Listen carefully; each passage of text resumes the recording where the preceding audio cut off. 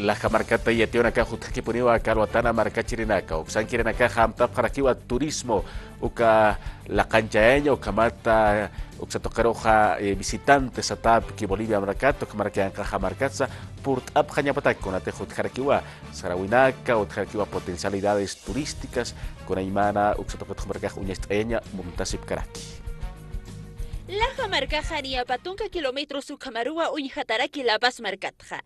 Sitios turísticos chacanacatja pelquipanja uinteña tequeja hernactas escarquiwa Ministerio de Cultura y Turismo Organización Japaqñan Tocnamaja ucamata uinteyañalaiko ucachacanakaja ucamaraki visitantes mantirina carusa macauca payat apjañapataki.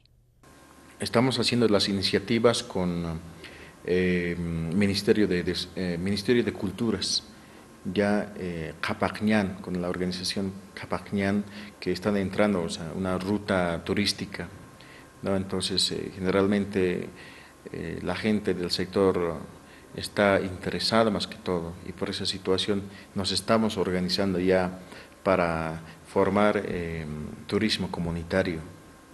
La jamarcaja alto pata marcampeja ni tata jarakiwa. Hayukatawa, yakepa originarios marcanakaki, naira sarawinak hawali, la kait asepekaraki, kun hamateja, tocht awinakapaja utski, pust awinakapasa, istapt awinakapasa, pait awinakapa, ukatra iglesia colonial. Lyoko kollosa, ukakikipa hukampi, naira chakanakasa utkaskarkiwa, ukanakha hichawa, sumpacha untayatascani sasawiripirinacapaja kanast. Aquí.